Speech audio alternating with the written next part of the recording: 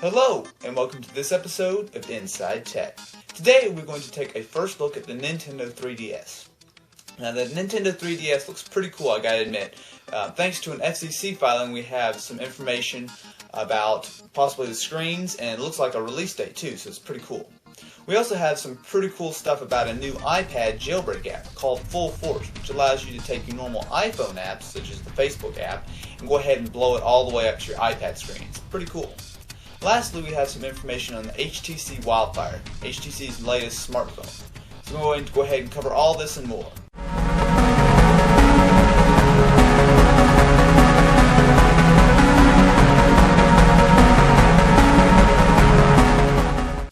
Okay guys, so let's go ahead and start with the Nintendo 3DS. So the 3DS looks pretty cool. We've heard about it a little bit. Basically it's going to be, as far as we know, a DS that has 3D, and that's about all we know.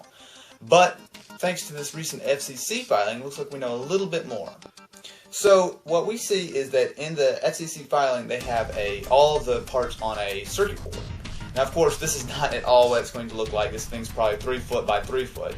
But what this does tell us is, if you look at the screens, it shows that it actually has one is widescreen and one looks very similar to the normal touchscreen on the standard DS. Now this says a lot. A lot of people were expecting that this was going to have 2 screens, but we have never had any kind of confirmation. They've said it would be backwards compatible with DS games, but who's to say that that wouldn't just cut one screen in half and put the DS screen on top and bottom or whatever. But it does look like this will have 2 screens.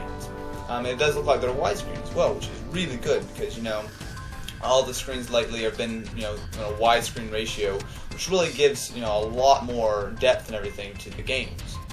So we don't have a whole lot of information beyond that, except one nice little thing that they added. Basically, Nintendo asked that the FCC would hold and not release any information until later this year, or right around the holiday season. Now that kind of tends to make me think that it is going to be out before the end of the year, probably November, October, somewhere in that area. Now a nice little thing if you have an iPad. There's a new app in Cydia for free called FullForce, which will basically upscale any app to your iPad screen.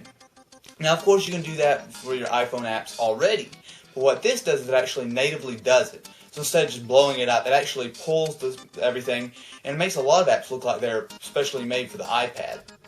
This one is free, guys, so I would definitely recommend you check it out. If you have a jailbroken iPad, it looks like a must. The last thing we will be covering today is HTC's latest smartphone, the Wildfire. The Wildfire looks pretty cool. It's going to be an entry-level phone, but I like the look of it. But the specs are, it's going to be running Android 2.1 with Sense. It's going to have a 3.2-inch QVGA capacitive touchscreen. It's going to have a 5-megapixel camera with autofocus and flash, 384 megabytes of RAM, and the Qualcomm 528 MHz processor. So of course this is not going to be like a really powerful phone like a Snapdragon phone, but it's going to be a lower end phone and it should be pretty good. Personally, I like the looks of it. It looks really cool, and as long as the price comes in great, it's going to be pretty cool. It also has a really nice thing where it has a built-in widget that allows you to share your favorite apps with friends. So for example, you see a cool app, you can share it to your friends in a bunch of different ways, such as text, email, or even Twitter. So guys, this one is only going to be Europe only, at least for what it seems like. They might bring it over to some other places later. But it looks like it's going to be a Europe only phone, so if you're in Europe, you might want to take a look at this one. Anyway guys, that's it for this episode of Inside Tech. I'd like to thank you for watching, and if you'd like, feel free to subscribe. I continuously do lots of inside tech videos, as well as lots of just general tech reviews. I've actually got a really cool unboxing you guys should see tomorrow. But yeah guys, thanks for watching.